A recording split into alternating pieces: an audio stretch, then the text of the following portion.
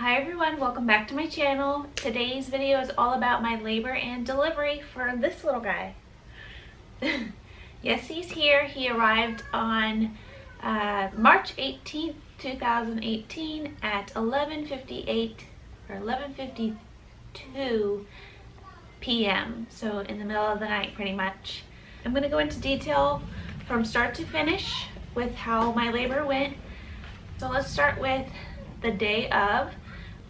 So Sunday morning, I woke up.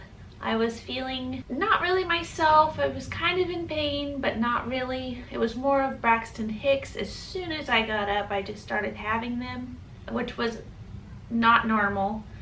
And basically the entire morning was pretty busy because Sunday mornings are our errand days, like getting groceries and John's haircut done and just shopping some, that kind of thing. Lots of cleaning around the house. So I continued to do those things just like normal, but during that time period I was having Braxton Hicks quite a bit and my stomach was hard a lot. When we went to the store finally, we only got his haircut and left because I wasn't feeling well. My back started hurting between my hips, really lower back, and Braxton Hicks were still going on. My stomach would just not let up. So we went home. I got home, I started using the neighbor's exercise ball. I would sit on it or sit on the floor. I was not comfortable sitting on the couch anymore. I'd have to sit Indian style on the floor. I didn't have any Tylenol. I didn't take any Tylenol until later that day.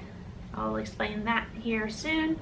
So like I said, I was having those Braxton Hicks and the back pain. My husband would let me sit on the exercise ball and rub my back as I leaned forward.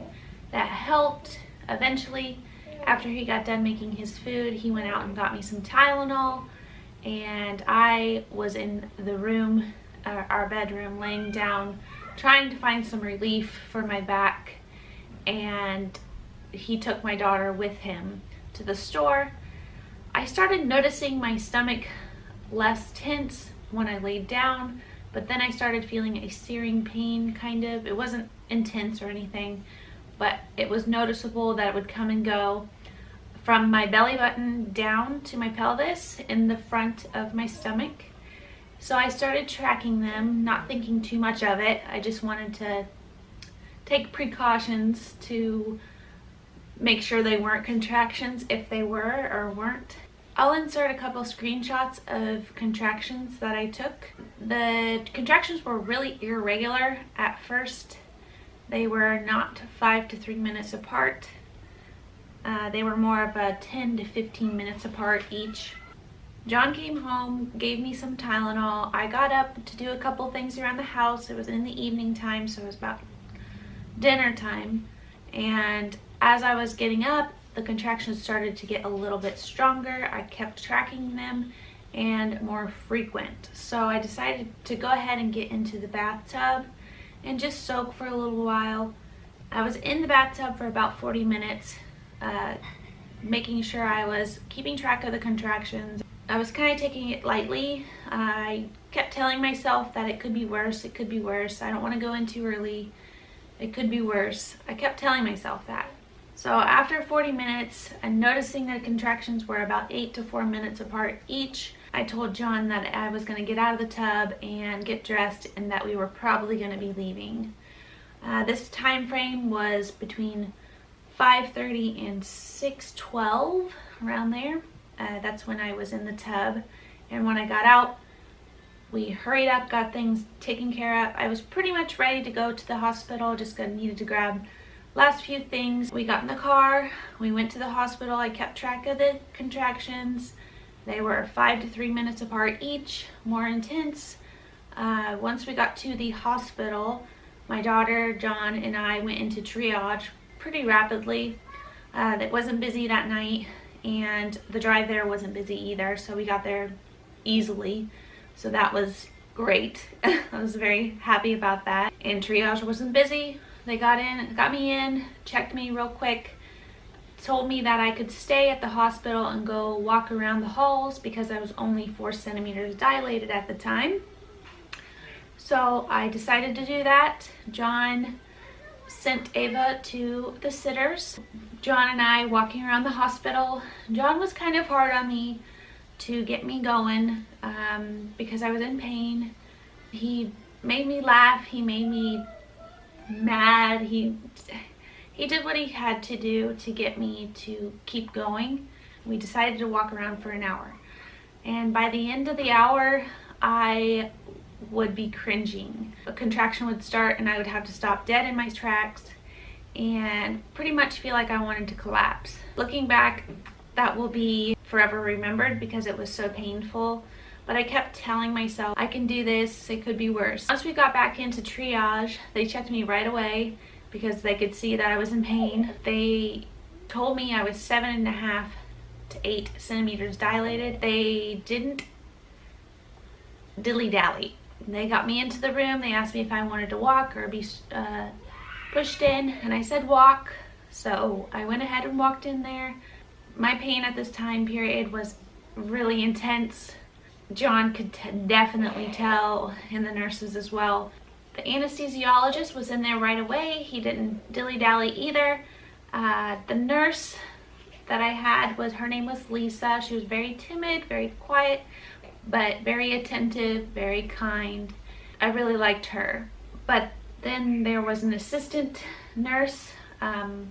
Must have been new to the island, new to the hospital, because she was very nervous, I could tell, and I was in a lot of pain and I just tried to ignore it. And she comes up next to me asking me, how are you with needles? And I'm like, just do what you have to do, because I was upset and I was hurting. And she missed twice on my right arm. I don't know if you can see it or not. I still have a bruise. Blew 2 veins on my left arm. And then the anesthesiologist went ahead and stepped in and did my right side with no problem. So I don't know if I just intimidated her or my veins were just popping because of my intense pain and whatever, but that was miserable, needless to say. I continued to have fierce contractions and I felt like forever for the anesthesiologist to actually start the process to get me the epidural. I did get the epidural and he did a good job. Like, he made me feel secure and like he knew what he was doing and so on and so forth. But there was a complication with it because my left side was numb from my hip down and my right side was barely numb. And Asher was very active towards the end when I was about to start pushing and such. It was just so bad. It hurt so bad. And nothing like my daughter's delivery. I didn't feel anything with her. I had some contractions and then they gave me the epidural. I had a little bit more contractions, noticed them, and then they gave me more medicine, and then I was numb from my chest down pretty much. I couldn't move or anything, and I didn't even feel her come out at all. Nothing. So this was a whole different animal for me. So I kept telling the nurse, like after 25 minutes or so, because of having the epidural, I was like, I'm still, like, you can see that I'm in pain terribly still. Why isn't it working? Help. And she gave me more. You could tell that she was like, okay, what the heck's going on? Why is it still bothering her so much? So she left the room after giving me some more medicine in the IV in the back of my epidural. And my water at this time hadn't popped still. So I turned on my right side. She gave me this pillow called a peanut pillow, put it between my legs, and within like 5 minutes of doing that, John was sitting right next to me and my water broke. Like, it popped. You could hear it, and the gush of water came out, of course. And I thought that was kind of weird, but I was like, okay, doctor, where are you? Let's go. Like, I'm ready. And they hurried up and brought the doctor in. I swear she was only in there for maybe 10 minutes. the delivery doctor. I probably began to push at 11:50 and he was out by 11:52.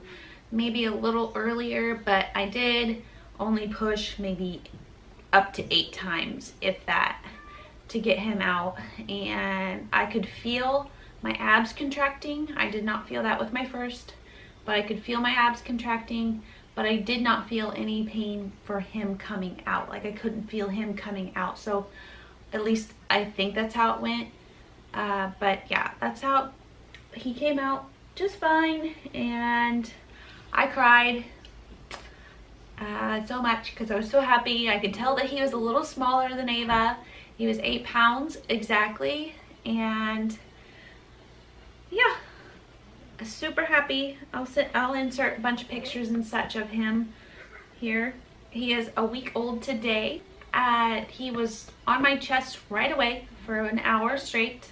Then the nurse took him aside, did all the things that they needed to do after a baby's born. And then while we were at the hospital, he had plenty of milk from me. He took to my left side of my breast easily, and I pumped the right side and gave it to him in a spoon form and in a syringe form while we were there for 48 hours.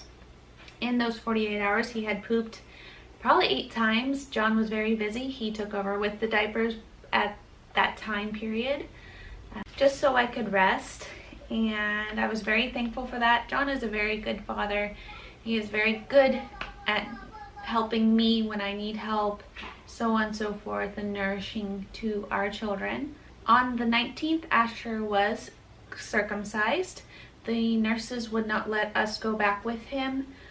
They just said they prefer not to do that, and we just let them do what they needed to do.